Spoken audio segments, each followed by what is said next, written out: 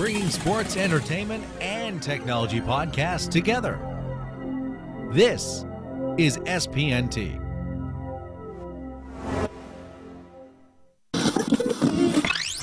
You're listening to the Who-Dey Weekly Podcast.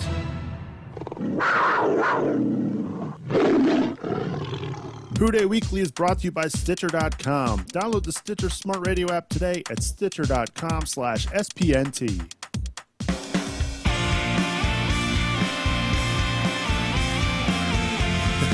Bengals keep on winning.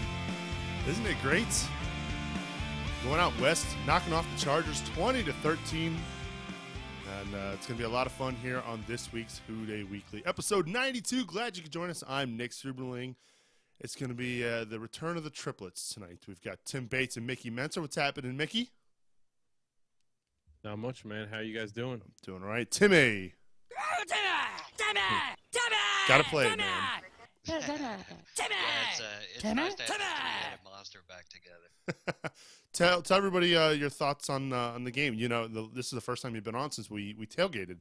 I'd imagine you had fun with us. I did get owned at Tecmo Bowl, and that was a little discouraging. It was actually a low-scoring game, but you know, I really didn't play very well. But as far as the game itself, man, that my favorite thing about the whole experience was just how passionate you were in booing Palmer. And you were more into it than I was, man. It was hilarious. But I wanted to be even more passionate, but obviously, as you could tell with my voice last week, I'm back to normal, back to the regular Subs here. It sounded an awful like a dog that was in pain when I booed. It was just, it was brutal. Well, we're glad you're back. It was a lot of fun, though. We're glad you're back here on episode 92. Bengals go out west. They win, something that they don't historically do, but they didn't do it in the most prettiest of fashions. But a win is a win, and that is all that matters here this week. The Bengals improved to 7-5 with probably what comes up as their biggest game on the schedule to date. The Dallas Cowboys coming to town. Cowboys in a playoff battle for themselves. We'll talk about that game in a little bit, but before we can do that, just a reminder, you can email us at podcast@whodayyfans.com. Give us a follow on Twitter. We are at Who-Dey Weekly. Let's talk about the San Diego Chargers game, guys. The Bengals come off right out of the gate, 16-play drive. They score a touchdown, Jermaine Gresham wide open. And, Mickey, we'll start with you. That opening drive really set the tone for the rest of the game. Yeah, I mean, I would say absolutely it did, and I mean you couldn't ask, for a better start to the game. I mean, you saw that the defensive plan, they were going to take, AJ Green away, and it opened up Gresham on a 19-yard play. I mean at that point you thought the Bengals were just going to, just cruise on like they have been. Well, again, the Bengals win. 16-play drive, Tim. It is really, when you think about the Bengals don't really put together those long scoring drives like that, but it was nice to really be able to put that together and go up early. Unfortunately, following that drive, the offense kind of got stuck in neutral. The Chargers really came at them, but the Bengals again, they got off to a good start, but we kind of saw a little bit of that old Dalton there early on. Yeah, he had 2 picks in the game, and he wasn't as sharp as he had been the last few weeks. But I do think it plays in our favor to get that, first touchdown drive early and put the opponent back on their heels a little bit. It opens up the pass rush a little bit, and, I think it makes it a little easier on the running game too. And, Green Ellis had another great game this week. But, Dalton wasn't his sharpest self, but you really got to love the tenacity and the fire that he had in the game. And, it was evidenced on the scoring play that he had in the second half where, he just called his own number and took it up the middle and dove for the end zone. It was great. And heads-up play by him, it looked like he noticed something in the coverage and just took off. And that's kind of the maturation process that we thought we'd see this year with Dalton, and it seems like it took him about 7 or 8 weeks to get started, but now he's progressing where we thought he would be. It's again the interception was I wouldn't call it a fluke play, but it was easily how do I want to put it? Easily read by the defense. I can't remember his name, but he really just kind of stepped in front of it, Mickey, and I was surprised, and I don't know if you happen to catch this on the replay, but Dalton, he sprinted right at him and then didn't really try to make a tackle. And maybe that's a smart thing that your quarterback's not in there trying to blow up a play like that, but he literally ran right by him and then left Zeitler at the pylon to try to stop him from scoring the touchdown. I happened to catch it. I thought it was quite humorous. I don't know about your thoughts. Yeah, I saw it live. I mean, he pretty much ran right in front of him. Yeah. He didn't even slow down to make a move. But I mean, that was a terrible pick, terrible decision, terrible. I mean, just missed him and threw it right into his gut. And yeah, I mean, it was frustrating. And I mean, you know me, Nick. I follow, just like you do. I follow Twitter during the game, and just to watch the collective, hissy fit thrown by many, many Bengals fans. Oh, the old Dalton's back. The season's over, that kind of thing. I think that it was a lapse. And I mean, I think he redeemed himself later, kind of like Tim said, with when he decided to keep it. But to take a step back and talk big picture, I was telling some other people this too. I think that of all the Bengals, the last 4 Bengals wins, I think this past one was probably their best. And not that they played their best or that they showed they had their best outing, but I think the fact that you went all the way across country to play on the road where, historically you always fall on your face, you turn the ball over 3 times and still, come away winning the game by a touchdown. That's what a good team does. So, I mean, at the I get it. It was nerve-wracking. You wanted to see the Bengals just destroy them, but I think it was awesome, and I think the fact that they were able to pull it together at the end, I'm pretty excited about that going forward. Tim, Mickey brings up a good point about this being their best win. Would you agree?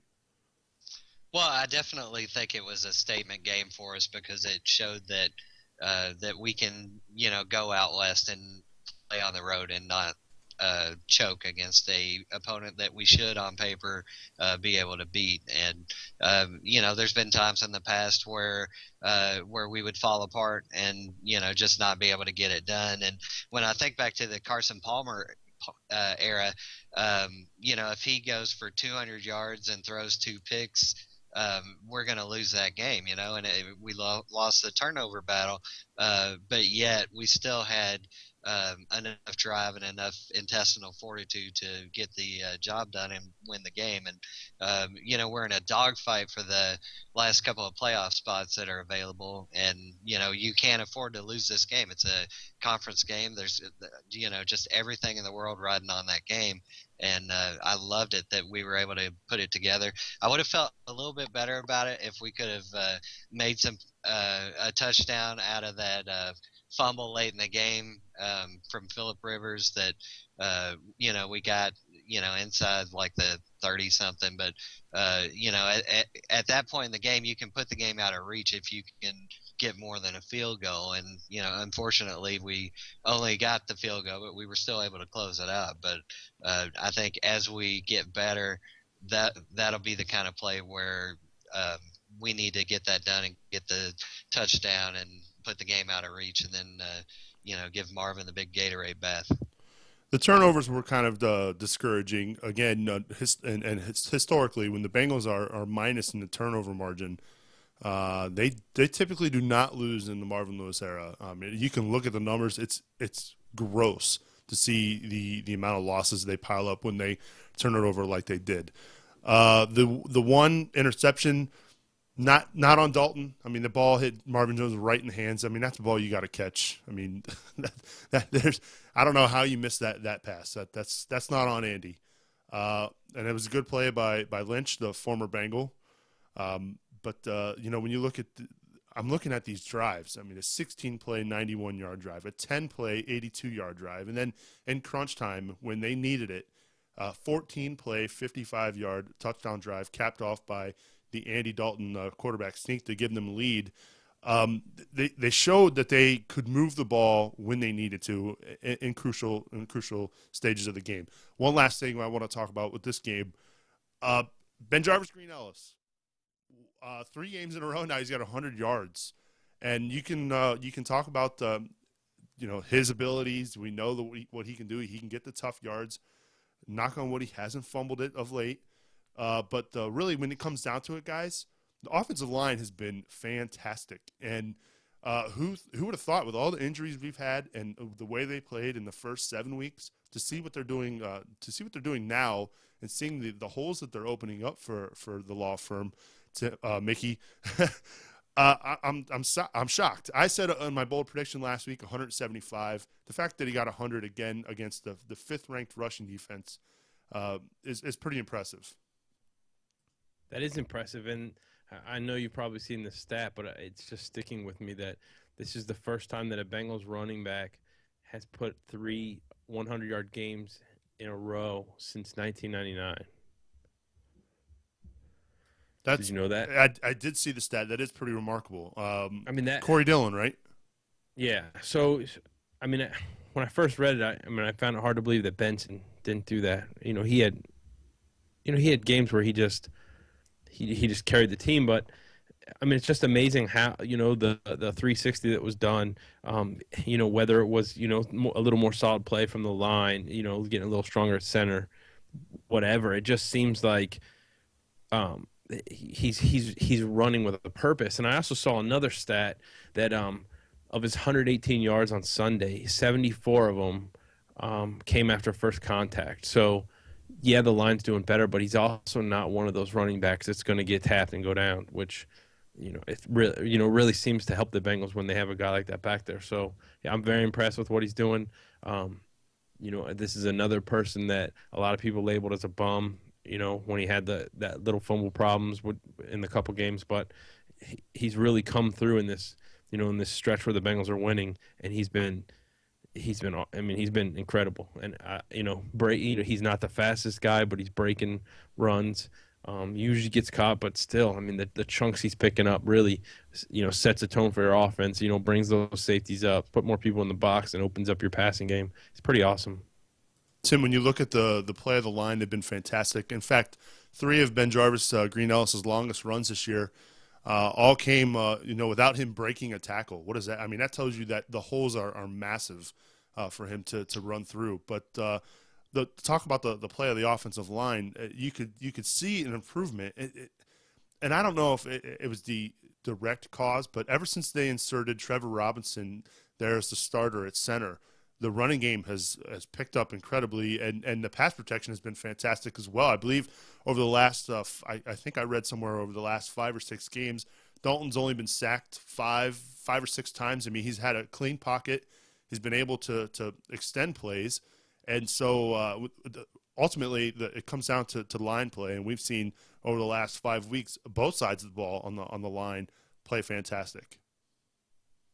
Yeah, no, I don't have the quote in front of me, but I loved Andrew Whitworth's quote that he had after the Raiders game about how he has 2 contracts, and one is to take care of Dalton, and he seems to have really stepped up his game in the latter half of the year here. He was just kind of sloppy early, and it seemed like maybe the whole line was just a little out of sync. But lately, they've been opening holes, been just doing everything they could to keep Andy upright, and it's made a huge difference in how we play. And it seems to have really freed Ben Jarvis up to pick up the big runs. The 41-yard gain for a guy that's not really known for his speed, is pretty awesome. And he's had several big runs over the last few weeks, and you kind of feel like he might even be able to keep the streak going this week against Dallas.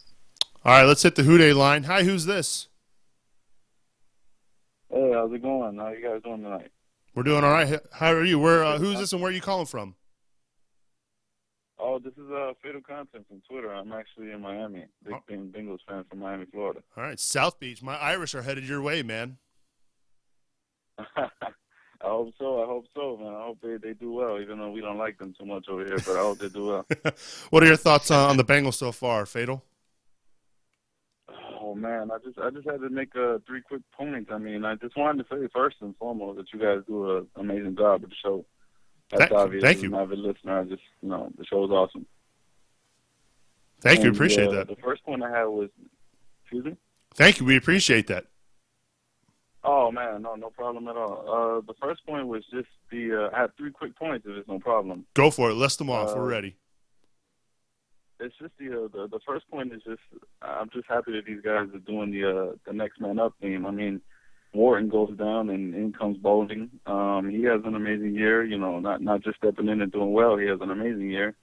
Cook and Fane go down, and then comes an undrafted rookie in Robinson, and I mean, Howard going down and Vontaze stepping up. I mean, that's amazing. That's something that we haven't seen much from the Bengals in the last few years. Usually guys go down, and that's the end of the season.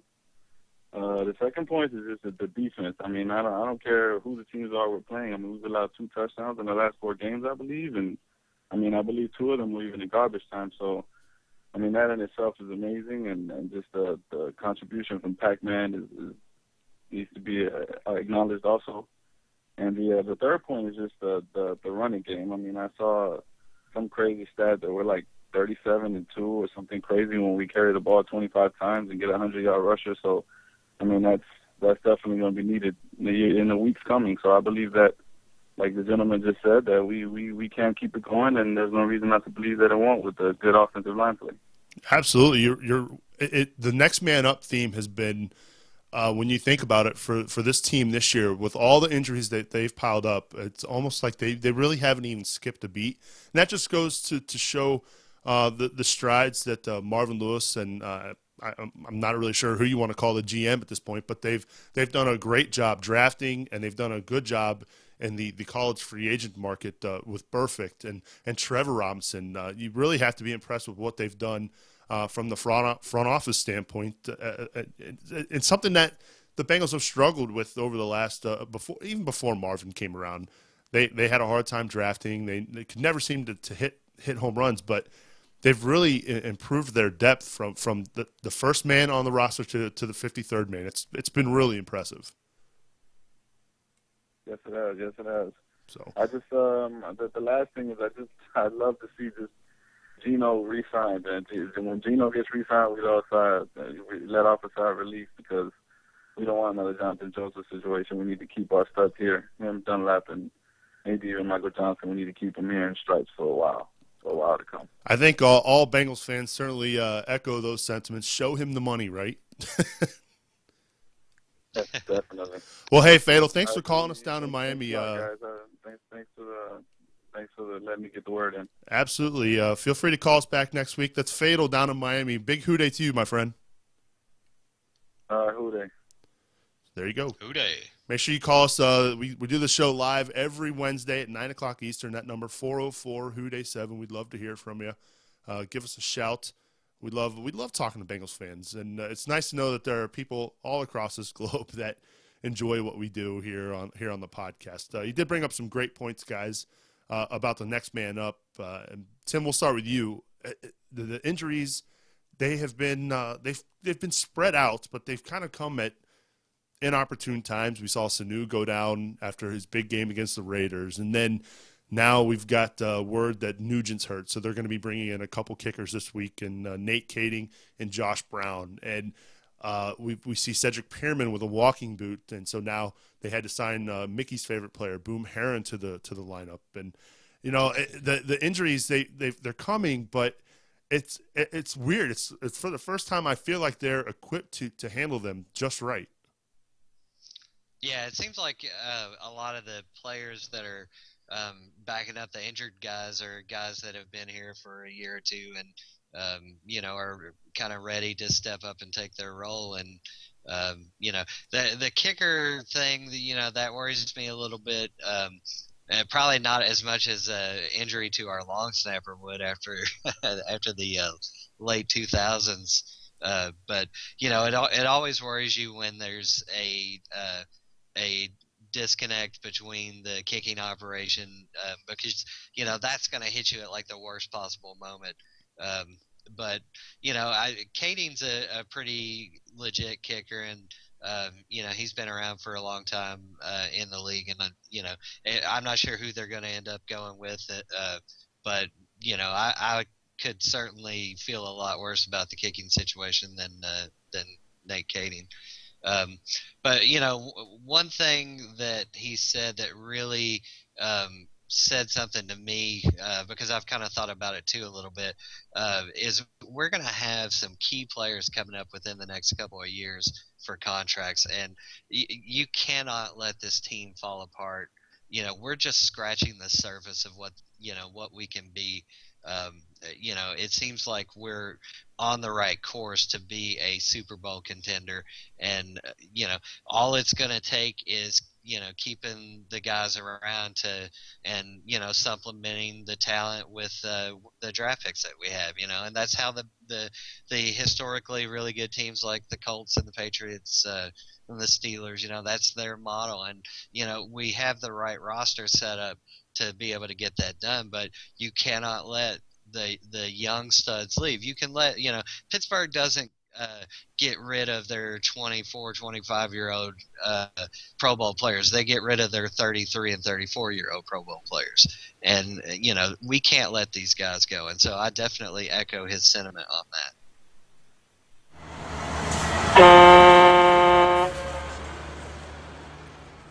John from Kentucky, what's up, my friend?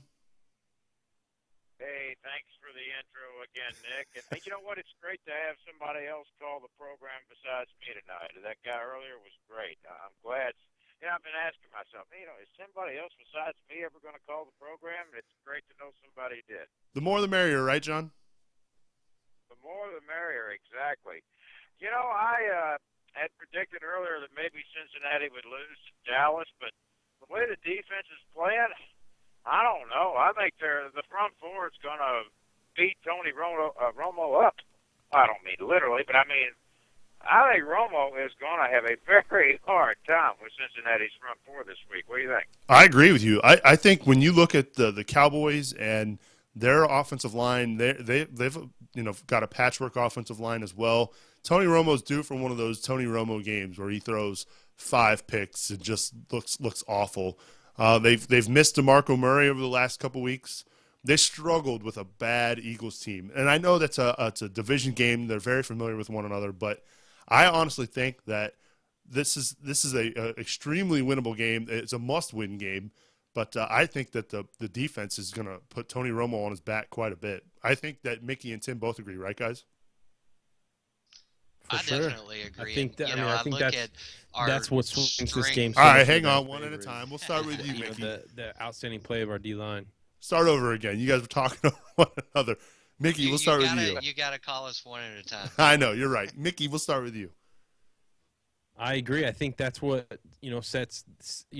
swings the game in the Bengals' favor is the play of the defensive line and how just dominant they are. I think that we're just gonna stop the running game that the weak running game that Dallas has and just pressure the quarterback and force Romo into those mistakes. And I'll follow that up by saying that we're on a very impressive run against some pretty good running backs. And, last week, Ryan Matthews, 26 yards. We've been shutting down everybody. I don't think Dallas is going to be able to run the ball on us at all, and that'll make them one-dimensional. There's really not a lot of big threat offensive guys on in their receiving core. So I think, if we can shut down their primary receiver, then, it will really be able to get after the quarterbacks. Defensively, we've been playing really good. I definitely love the fact that we're shutting down the run. I think it's going to keep up this week. John, what are your thoughts on the game as far as the offense goes? I mean, we know the defense has been playing very well, but we saw over the weekend when they went up against the Chargers, they blitzed an awful lot, and we do know that the Cowboys at sometimes look like they can get to the passer pretty well. But again, I'm not sure if their secondary is equipped to handle AJ Green and some of the other guys. What are your thoughts from an offensive standpoint for the Bengals? Well, I will say last week, I couldn't believe what I was reading. Did that say, I was at the Bengals side, did it say Sanu's out with an injury? I mean, my heart just sunk. I couldn't believe it. But they did manage to beat the Chargers with defense. As far as offense goes this week, Marvin Jones, hopefully he'll be able to step it up. I know he hadn't played much, but we're going to have to get better play, out of Jermaine Gresham and even Marvin Jones and a few other people, because Andy was really comfortable with Mohamed Sanu. So hopefully the number 2 receiver, whoever that's going to be, steps up. I think that's going to be very important. And I'll also say that, in my opinion, from what I've seen out of Pittsburgh and Baltimore, not to take anything away from those teams, defensively, they are not any better than Cincinnati at all. And offensively, maybe just a little bit better. And let me ask you, if Cincinnati was to lose to Pittsburgh, are they just automatically out of it or what? Maybe you follow that a little bit better or understand it better than I do. Does Cincinnati have to win every game to get in the playoffs now? No. Pittsburgh beat Baltimore? No, they can lose. They can stand. Now they have to win. They have to win against. If they're going to lose to Pittsburgh and Baltimore, the next 2 are must wins, and that'll get you to 9-7. They're going to need some help. Right now, Indianapolis is 8-4. Though they still have 2 games against the Texans over the next 4 weeks. So you need some help with the Colts. You need them to start losing some games. But Pittsburgh, they've got a tough schedule the next 4 weeks, and so does Baltimore, actually. So to be honest, the division's still up in the air. When you look, you mentioned the defense. Right now, Baltimore ranked 25th in total defense. That tells you a lot about where the Ravens are. And I think that game at the end of the year, in fact, the game in Pittsburgh and then the game at home to wrap up the season against Baltimore will be huge. And they're not out of it by any means that they lose any games, but really their margin of error is very slim. Okay. John, one thing I will mention to you, Joe Reedy has an article today on Cincinnati.com. It's a Q&A for the playoffs, and I thought he did a really good job of breaking down the scenarios and what they would mean to the Bengals. Well, John, where are you headed to this week? Where am I? I'm sorry? Where are you headed to this week? Oh, okay. Well, actually, I'm headed back to Indiana right now. I am coming back from New Jersey. I was just in New York City. I went right past MetLife Stadium yesterday morning, where the Giants and the New York Jets played. Well, you're headed anywhere this week? Anywhere next week or over the next week in the truck? Well, at the moment, I'll probably just be going back and forth to New Jersey. All right. Because we do a lot of business for UPS at this time of year. It's a Christmas madhouse. UPS is really busy with the internet business, so I'll just be going.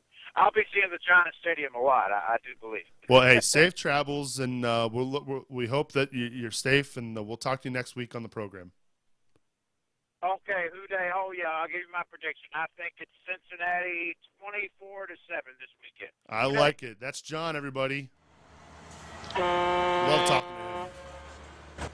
Absolutely love talking to him about Bengals football, and he's right. More people call in. The number 404 is 404 Who-Dey 7. We'd love to hear from you, gentlemen. Tim, we'll start with you. Last thoughts on the Chargers win. Yeah, I was just very impressed that we were able to go out west and get it done. For years it seemed like that was a trip that we could not make and come out with a win, and it seems like they've turned that around the last couple of years. Yeah, I mean, it was a big win on the West Coast. Keeping pace with the other teams that we're kind of chasing, keeping us in that playoff hunt.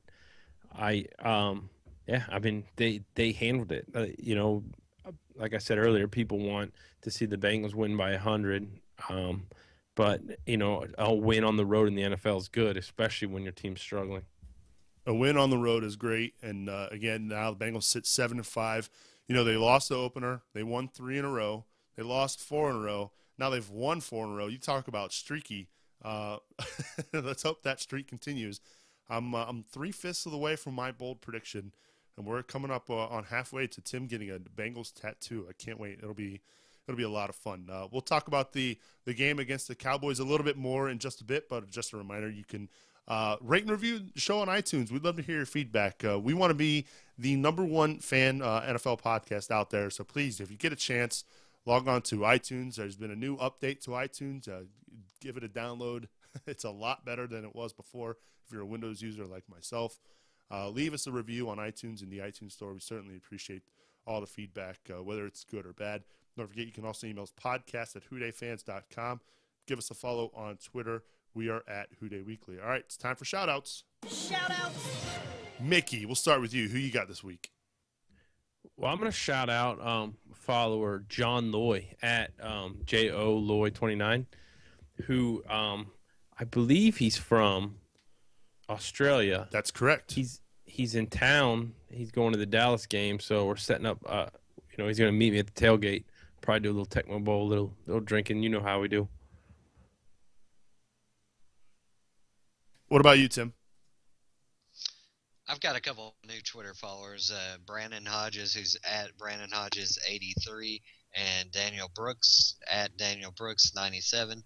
And then I also want to kind of give a shout out to a national celebrity who kind of made some Bengals headlines nationally when Nick Lachey got kicked out of the Bengals Chargers game, and I loved it that he's now back in the fold. You know, he had kind of run his mouth a couple of years ago and said he wasn't going to support the team anymore. But to me, he's one of those public face guys that you really want him behind the team. And I was glad he went to the game with his Bengals jersey on and represented the orange and black. And so I'm going to give a shout out to Nick Lachey. That is a very funny story. We're glad I would love it if we could get Nick on the show. That would be cool. We have to work on that Twitter. That would be awesome. Maybe we'll harass him on Twitter like we harassed Chad, and basically came up empty on that one. Again, follow us on Twitter. We're at Who-Dey Weekly. I'm going to give a shout out this week to my good friend Rob Clifford. He's a Bengals fan who lives out in Massachusetts. I'm giving Rob a shout out because he is a Moeller alum like myself. And speaking of Moeller, big time shout out. Congratulations to my alma mater, the Moeller High School Crusaders, winners of the Division I state title in the state of Ohio. Big congrats. Cheer for our Moeller High. A little proud. I went to the game Saturday. Got to watch the game at Canton Fawcett Stadium, which is where they have the Hall of Fame game every year. So that was kind of cool to see that stadium. And I was surprised at how dumpy that stadium was, considering they play an NFL game there every year. But we are talking about Northeast Ohio, and we can always say some great things about Northeast Ohio, right, guys? Yeah. Oh, yeah. So those are shout-outs this week. Again, Rob, hope everything's well out in Massachusetts. That's my shout-out. If you want to be shouted out on the program, give us a follow on Twitter. We are at Who-Dey Weekly. You can follow Tim. He is at Tim Boots, TIMMBOOTS. And give Mickey his follow as well. He is at Who-Dey Fans. We love the interaction on Twitter. We love the feedback. So hit us up on the social media sites. Okay, let's look ahead to the Cowboys game. I did see in the chat room a little earlier, our friend Kurt mentioned Des Bryant and Jason Witten. Historically, the Bengals have not been able to cover the tight end. I think Vontaze Burfict is going to have a rough one this weekend. Mickey, we'll start with you. Are you concerned with the Romo to Witten combination? I am, and that's probably the scariest part of this matchup. But I really think if you can, contain that, the Bengals are, they're going to be, fine.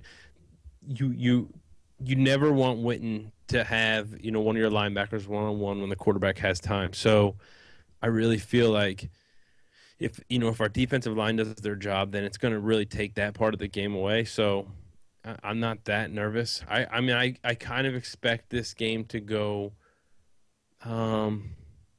about like the Raiders game did, where I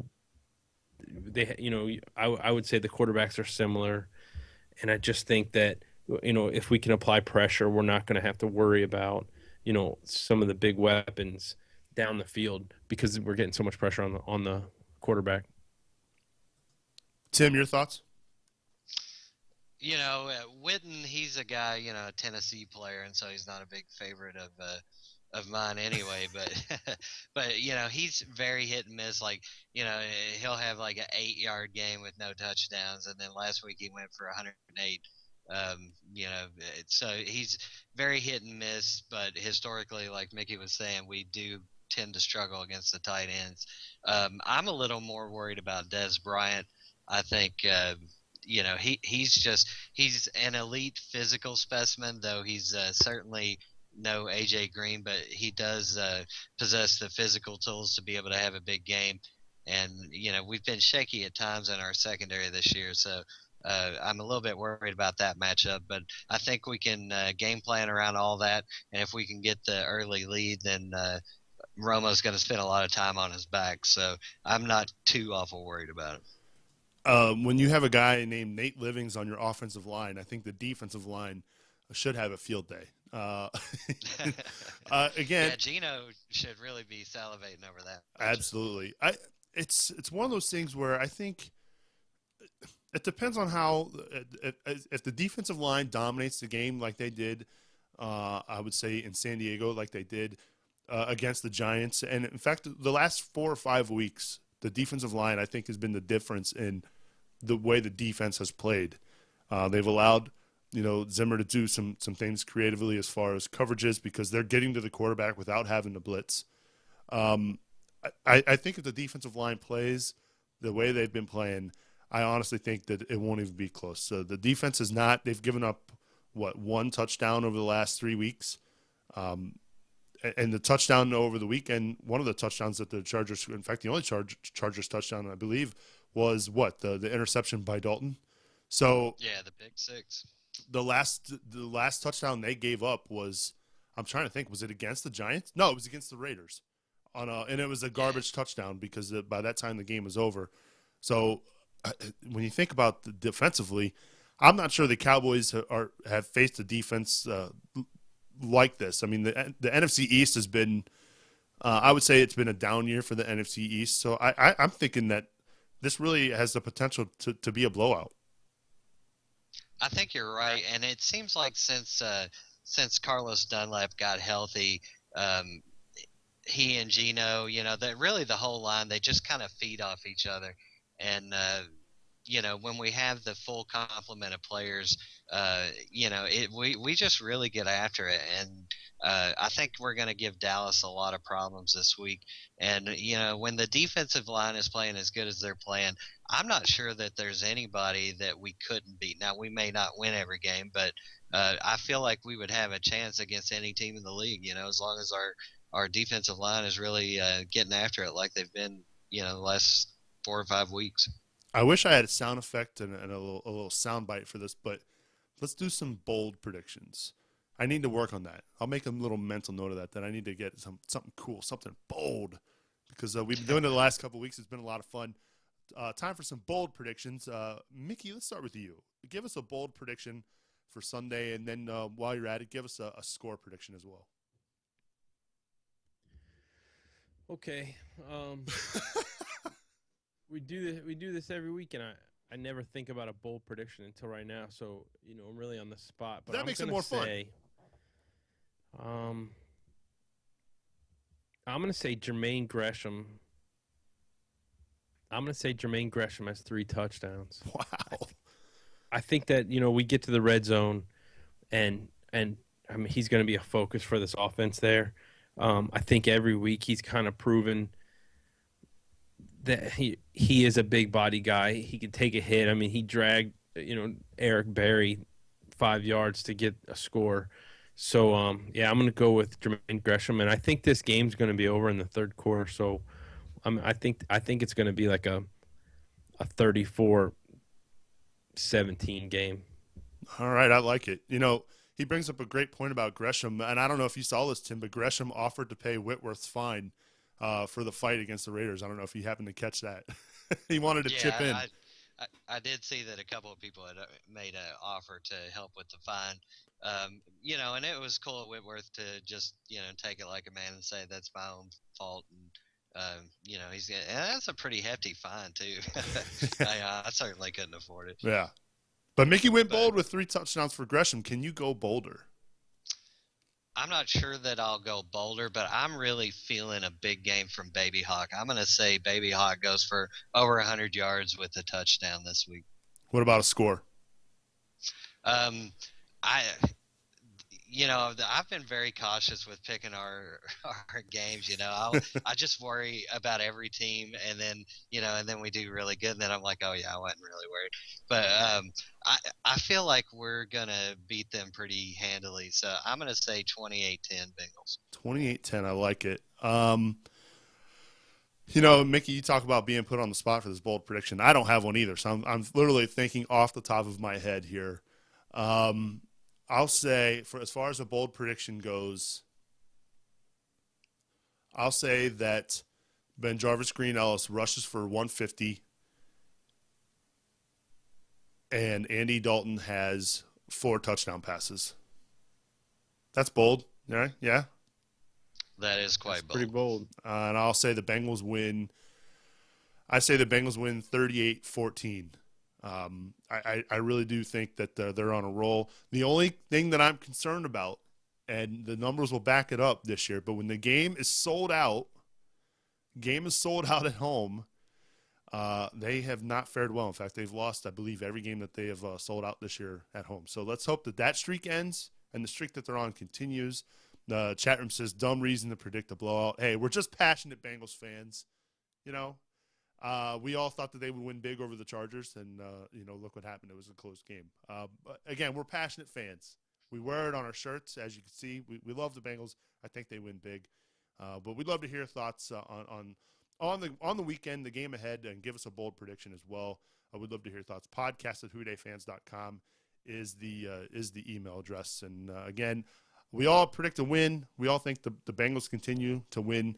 This will be game number 5 in a row, 4 of my 5-game stretch that I called. But, again, it's a winnable game. It's a must-win game. This is the type of game that you have to win if you want to. In fact, the division is still up for grabs with the Steelers beating the Ravens over the weekend.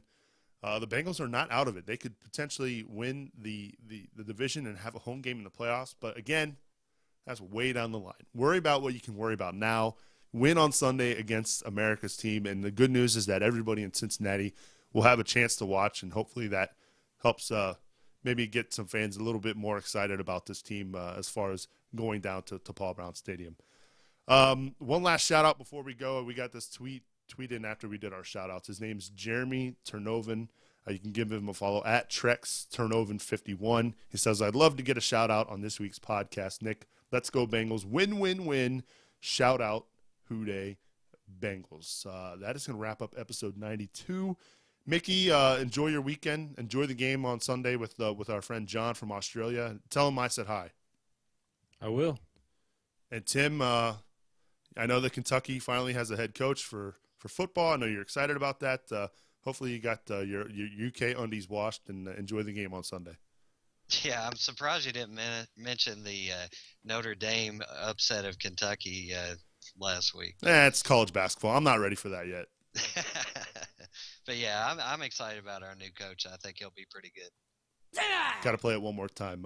So, hey, that's going to wrap up episode 92. Thanks to Fatal for calling in, and John from Kentucky as well. Send us your emails, podcast@whodayfans.com, and give us a follow on Twitter @WhoDayWeekly. Who-Dey Weekly is an SPNT production. For more information about our other podcasts, log on to spnt.tv. For my tag team partners, Mickey Mentzer and Tim Bates, I'm Nick Strubeling. We'll see you next time on Who-Dey Weekly. Who-Dey. Who-Dey.